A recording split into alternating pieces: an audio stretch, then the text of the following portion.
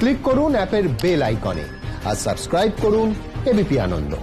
সব সময় থাকুন খবরে। নমস্কার, দেখছেন এবিপি আনন্দ, আপনাদের সঙ্গে আমি পাপিয়া। শুরু করছি সচ্চাই বাংলা। আর সচ্চাই বাংলার শুরুতে আমরা যে খবরের দিকে নজর রাখবো, শহরতলি ছাড়াও রাজ্যের অন্যত্র এবার চলবে লোকাল। 2রা ডিসেম্বর থেকে এই ট্রেন চলবে বলে সিদ্ধান্ত পূর্ব রেলের সিদ্ধান্ত। হাওড়া ডিভিশনে চলবে মোট 30টি ট্রেন, আর আসানসোল ডিভিশনে চলবে 22টি ট্রেন। মালদা বারহারোয়া সেকশনে চলবে 2টি ট্রেন। কথা বলবো আমাদের প্রতিনিধি সুমিত সেনগুপ্তর সঙ্গে। এই মুহূর্তে সরাসরি চলে যাব হাওড়া স্টেশনে। সুমিত, বেশ কিছুদিন ধরেই জেলার অন্যান্য রুটে ট্রেন চালুর দাবিতে জেলায় জেলায় বিক্ষোভ চালাচ্ছিলেন, দাবি জানাচ্ছিলেন যাত্রীরা।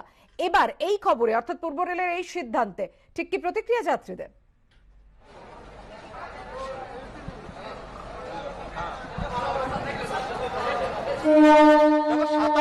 নতুন ট্রেনের কথা বলা হয়েছে। 7.5 মাস ধরে যে রুটগুলোতে ট্রেন বন্ধ ছিল সেই রুটগুলোতেও এবার থেকে নতুন করে ট্রেন চালু হবে 2রা ডিসেম্বর থেকে। যাত্রীদের সাথে কথা বলবো, নতুন ট্রেন আরো চালু হচ্ছে বিভিন্ন জেলায় জেলায়, কি প্রতিক্রিয়া? এটা তো ভালো হয়েছে, লোকেদের ক্ষেত্রে সুবিধা হয়েছে। যে ডেলি এত জিটি রোডে জাম হতো, এত প্রবলেম হতো, এই জন্য একটা সুবিধা হয়ে গেছে। জেলায় জেলায় ট্রেনগুলো চালু হলে সুবিধা হবে। সুবিধা হ্যাঁ, সুবিধা হবে। আপনি কোথা থেকে আসছেন? আমি লিলুয়া। আরো কয়েকজনের সাথে কথা বলবো আমরা। জেলায় জেলায় ট্রেন শুরু হচ্ছে, অনেক ট্রেনই এখনো 27 জোড়া ট্রেন নতুন বলছে, কি প্রতিক্রিয়া? এটা তো খুবই ভালো হবে, সাধারণ মানুষের জন্য এটা খুবই উপকার হবে। যেভাবে আমরা লকডাউনে যাতায়াত করেছি বাসে করে, ট্রেনটা সেটা ভালোই হবে। দেখো Howrah division, Asansol division, Malda division মিলিয়ে 27 জোড়া নতুন ট্রেন চালানোর কথা বলা হচ্ছে। যে রাস্তায় নতুন ট্রেন বলতে যে রাস্তায় ট্রেন চলতো লোকাল ট্রেন, সেগুলো বন্ধ ছিল। এবং তোমাকে জানিয়ে রাখি, একদিকে সেরকম যাত্রীরা বিভিন্ন জায়গায় বিক্ষোভ দেখিয়েছেন। যাত্রীরা দীর্ঘদিন ধরে দাবি জানাচ্ছিলেন যে এই শহরতলির পরে জেলাগুলোতেও যাতে সেই ট্রেনের পরিষেবা চালু করা হয়, কারণ অনেকেই মাঝপথে এসে থাকতে বাধ্য হচ্ছিলেন যে কলকাতার কাছাকাছি কোথাও আসে, যাতে লোকাল ট্রেনে করে তারা কলকাতায় সহজে আসতে পারেন। কিন্তু তার পাশাপাশি অধীর চৌধুরীও কিছুদিন আগে, বহরমপুরের সাংসদ, তিনিও চিঠি দিয়েছিলেন রেলমন্ত্রীর কাছে যাতে এই জেলায় জেলায় ট্রেনগুলো চালু হয়। এবং এই যে যাত্রীদের দাবি এবং বিভিন্ন রাজনৈতিক নেতাদের তরফ থেকে যে দাবি করা হচ্ছিল, সেগুলোকে বিচার বিশ্লেষণ করে ইতিমধ্যেই কিন্তু রাজ্য সরকারের পরিবহন দপ্তরের সচিবকে রেলের তরফ থেকে এই সিদ্ধান্তের কথা জানানো হয়ে গেছে। পাপিয়া, তুমি আমাদের সঙ্গে থাকো। 7.5 মাস পর, দীর্ঘ প্রতীক্ষার পর যখন লোকাল ট্রেন চালু হলো 11ই নভেম্বর থেকে, এবং আজকে যেটা পূর্ব রেলের সিদ্ধান্তে চালু হলো যে আরো আন্তঃরাজ্য রেল পরিষেবা শুরু হবে, আমরা সে খবরে ছিলাম, আপনাদের দেখালাম। এবার আরো একটা স্বস্তির খবর আপনাদের দিতে চাই। 3রা ডিসেম্বর থেকে চালু হতে পারে মাঝেরহাট ব্রিজের উদ্বোধন করবেন মুখ্যমন্ত্রী, নবান্ন সূত্রে এমনটাই খবর। বৃহস্পতিবার বিকেল 4টায় সেতুর উদ্বোধনে মুখ্যমন্ত্রী। কথা বলবো আমাদের প্রতিনিধি পার্থপ্রতিম ঘোষের সঙ্গে। সরাসরি চলে যাব পার্থর কাছে। পার্থ,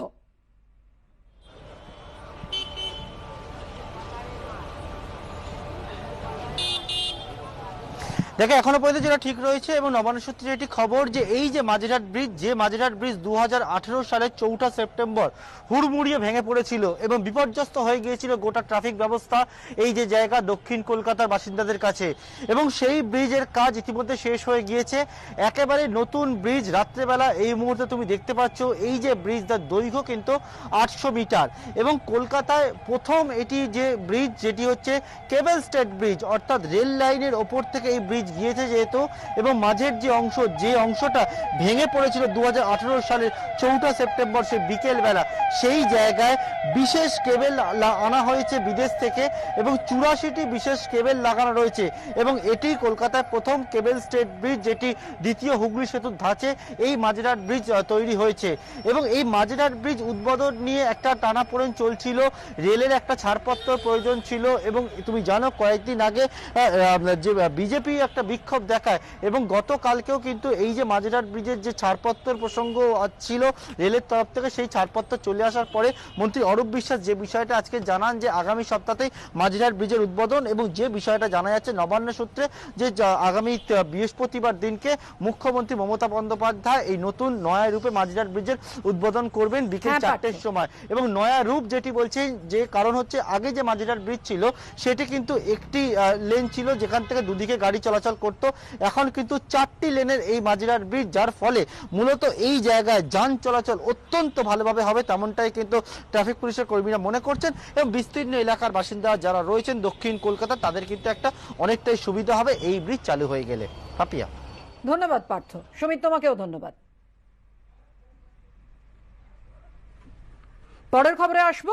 শুভেন্দু অধিকারীর মন্ত্রী পদে ইস্তফার পরে অশান্ত পূর্ব মেদিনীপুরের খেজুরির 6টি তৃণমূল কার্যালয় ভাঙচুর দখলের অভিযোগ বিজেপির বিরুদ্ধে। প্রতিবাদে খেজুরি হেরিয়া রোড ঘণ্টা দুয়েক অবরোধ করেন তৃণমূল কর্মীরা। শুক্রবার মন্ত্রিত্ব থেকে ইস্তফা দিয়েছেন শুভেন্দু অধিকারী। এরপর তিনি তৃণমূল ছেড়ে বিজেপিতে যাবেন কিনা তা নিয়ে জল্পনা তুঙ্গে। এই প্রেক্ষাপটে তাঁর জেলা পূর্ব মেদিনীপুরের খেজুরিতে তৃণমূলের 6টি কার্যালয় দখলের অভিযোগ উঠল বিজেপির বিরুদ্ধে। তৃণমূলের অভিযোগ, খেজুরির কণ্ঠিবাড়ি, হলুদবাড়ি, নিয়ামোড়, আইলাচক, বীরবন্দর এবং পাটনার দলীয় অফিস ভাঙচুর করে তা দখল করে বিজেপি। শনিবার সকালে দেখা যায় তৃণমূলের দলীয় অফিসে উড়ছে বিজেপির পতাকা। আমরা এই মুহূর্তে রয়েছি খেজুরির বীরবন্দ এলাকায়। এখানে দেখতে পাচ্ছেন এটি একটি তৃণমূলের আঞ্চলিক পার্টি অফিস। যেমনটা তৃণমূলের পক্ষ থেকে অভিযোগ করা হচ্ছে, গতকাল শুভেন্দু অধিকারী মন্ত্রিসভা থেকে পদত্যাগ করার পরেই কিন্তু এখানে সক্রিয় বিজেপি। এ নিয়ে বিজেপির বিরুদ্ধে আক্রমণ শানিয়েছে তৃণমূল। রাতের অন্ধকারে দুটো ফ্ল্যাগ লাগিয়েছিল, ওটা বোম ফাটিয়ে আমাদের লোকেরা আসছে, আমাদের লোকেরা পুলিশকে খবর দেয়, পুলিশ আসছে, আমাদের লোকেরা ফ্ল্যাগ সরিয়ে দিয়ে আমাদের লোকেরাই পার্টি অফিসে আছে। পার্টি অফিস দখল করার মতন এখনো খেজুরিতে বিজেপির শক্তি হয়নি, আর পার্টি অফিস কোনো দখল করতে পারেনি তৃণমূলের। ঠিক আছে, বিজেপি অবশ্য পাল্টা জনরোষের তত্ত্ব খাড়া করেছে। বেশ কিছু জায়গায় তৃণমূলের পার্টি অফিসে বিজেপির ফ্ল্যাগ উঠছে। আমরা স্পষ্ট করে জানিয়ে দিতে চাই, বিজেপি পারে সন্ত্রাস মুক্ত পশ্চিমবঙ্গ গড়তে, তাই প্রত্যেকে বিজেপির ফ্ল্যাগ নিয়ে মাঠে নামবে। অতএব সেই মানুষকে আমরা আমাদের শ্রদ্ধা ও শুভেচ্ছা জানাচ্ছি, মানুষের সিদ্ধান্তকে আমরা স্বাগত জানাচ্ছি। পার্টি অফিস দখলের অভিযোগে এদিন খেজুরি হেড়িয়া রোডে ঘণ্টা দুয়েক অবরোধ করে তৃণমূল। ঋত্বিক প্রধান, এবিপি আনন্দ, পূর্ব মেদিনীপুর। মন্ত্রিত্ব থেকে ইস্তফা দেওয়ার পর আগামীকাল মহিষাদলে শুভেন্দু অধিকারীর সভা, আর তার আগে এলাকায় শিবসেনার পতাকা। বিষয়টিতে গুরুত্ব দিতে নারাজ তৃণমূল ও বিজেপি দুদলই।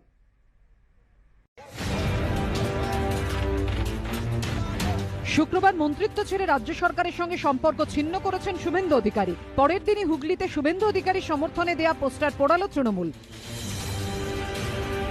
হুগলির কোন্নগর ও তারকেশ্বরের বিভিন্ন জায়গায় শুভেন্দুর সমর্থনে পোস্টার দিয়েছিল অনুগামীরা। শনিবার সকালে স্থানীয় পঞ্চায়েত সদস্যের নেতৃত্বে তৃণমূল কর্মীরা এসে সেই পোস্টারে আগুন ধরিয়ে দেয়। পাশেই লাগিয়ে দেওয়া হয় তৃণমূলের পতাকা। আমরা মমতা ব্যানার্জিকে দেখে এবং তৃণমূলের সিম্বলটা দেখে আমরা তৃণমূল কংগ্রেস করতে এসেছি। আজকে তৃণমূলে থেকে কারো অনুগামী হওয়ার আমরা এটা আমাদের এখানে আমরা করতে মেনে নিতে পারছি না।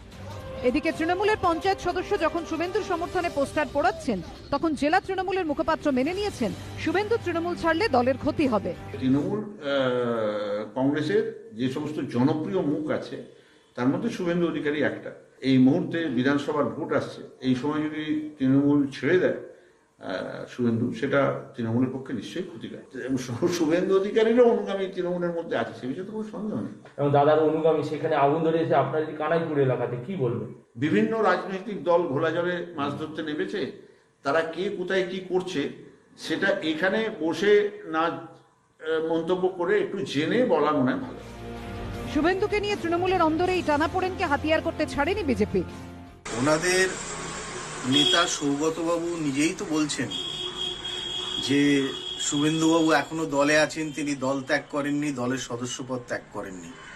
তাহলে এত মারামারি, পোস্টার জ্বালানো, এসব কি দরকার আছে? দিদির যদি অনুগামী হয় তাহলে দাদার অনুগামী হতে অসুবিধে কি আছে? এই দলটাতে তো এটা হতেই পারে। তো শুভেন্দুবাবু আছেন কি নেই সেটা আজকে এরা পোস্টার জ্বালিয়েই প্রমাণ করে দিচ্ছে যে শুভেন্দুবাবু আর তৃণমূলে নেই, তৃণমূলের সঙ্গে উনি আর থাকতে পারছেন না। এদিন তারকেশ্বর শহর জুড়ে দাদার অনুগামী বাংলায় দাদাকে চাই লেখা পোস্টার দেখা যায়। সব মিলিয়ে শুভেন্দু অধিকারীকে ঘিরে এখন সরগরম রাজ্য রাজনীতি। সৌরভ বন্দ্যোপাধ্যায় ও সোমনাথ মিত্র রিপোর্ট, এবিপি আনন্দ, হুগলি। পাইকারি দরে তৃণমূল নেতারা দল ছাড়ছে। আমরা যোগদান মেলা আয়োজন করেছি। শুভেন্দুর মন্ত্রিত্ব ত্যাগের পরে তৃণমূলকে হুঁশিয়ারি দিলীপ ঘোষের। 147 তো দূরের কথা, বিরোধী দলের মর্যাদাও পাবে না বিজেপি। পাল্টা বিদ্যুৎ মন্ত্রী শোভনদেব চট্টোপাধ্যায়।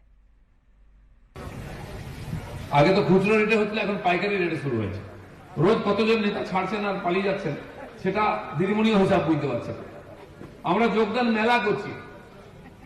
যোগদান তো হয় 2-4 জন, রীতিমতো মেলা করে লোকে এসে সকাল চলছে ঘন্টা ধরে জয়নিং, এখান থেকে এতজন, ওখান থেকে প্যারেড চলছে। একটা পার্টি ক্ষমতায় আছে, ভাবুন, তার মন্ত্রী আছে, তার এমপি আছে, এমএলএ আছে, সেই পার্টি ছেড়ে লোক কখন পালিয়ে যায়? কত দূর অবস্থা!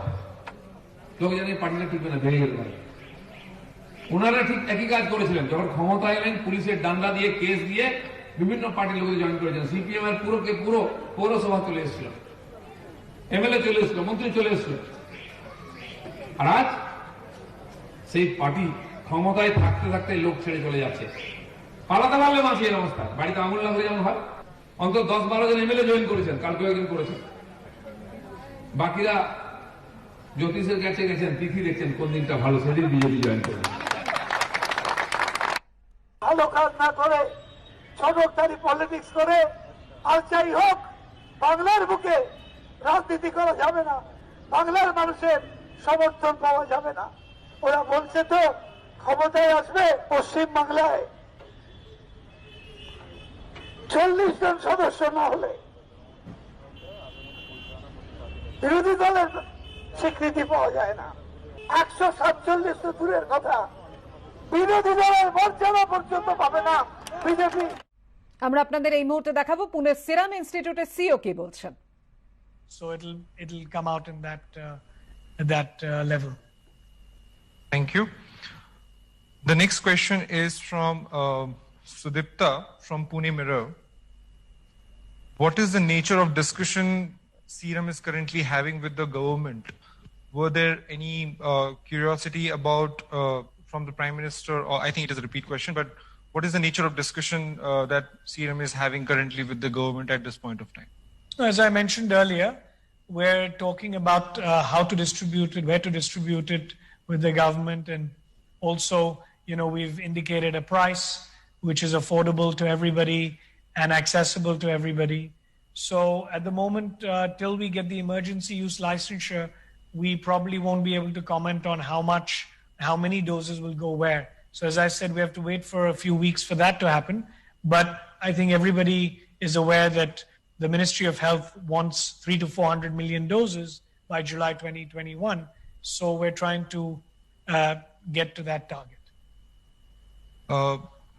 Next question is from Maharashtra Times, Pune. After the recent trials results which have been announced, will we expect any kind of delay in terms of the initial doses delivery to India and other countries?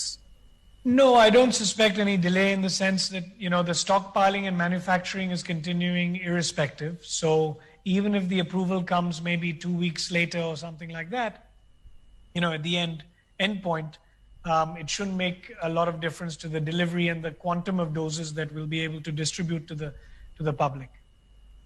Thank you. And the next question is from Minakshi from Pioneer newspaper, Delhi. Can you please explain the benefits of the Covishield vaccine? Will it reduce the mortality, and in what ratio? So this vaccine is a very good one because in the trial, not only did we get a good efficacy result, but also reduce the hospitalizations by 60%. So there was 0 hospitalizations for everyone who took this vaccine, which is great news. What it reduced by 60% is the virus in your system. So, there are vaccines that protect you, but you can still transmit the virus to others and infect others because you have a part of that in your system when you're infected. But what we found with Covishield is that in the trials globally is that there were 0 hospitalizations, which means that even if you do get infected, you're not going to have a severe attack. And secondly, even those who got the disease, were not infecting others. So the sterilizing immunity, that what we call sterilizing immunity, was about 60% reduction, which is also a very good bonus to have for a vaccine which against a disease which is so infective.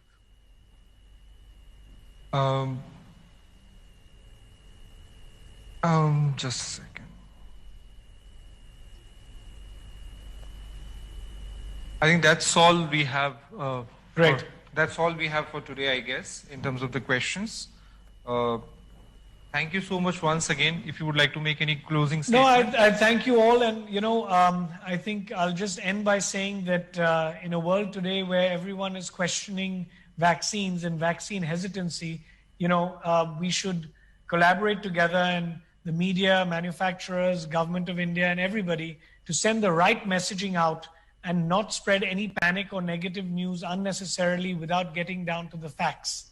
And it's only when the facts have been confirmed should we send out any messages, because we don't want to build doubt in the minds of people today, especially at a time of pandemic, and have a situation where vaccines are available, but some people are hesitant to take them because they're a bit unsure or skeptical on the safety, et cetera, et cetera. So I feel that we should only put out messages that are properly confirmed, in terms of the fact checking from the Ministry of Health and the manufacturers before we put anything out and create any negative panic around vaccines, because we need to project the power of vaccines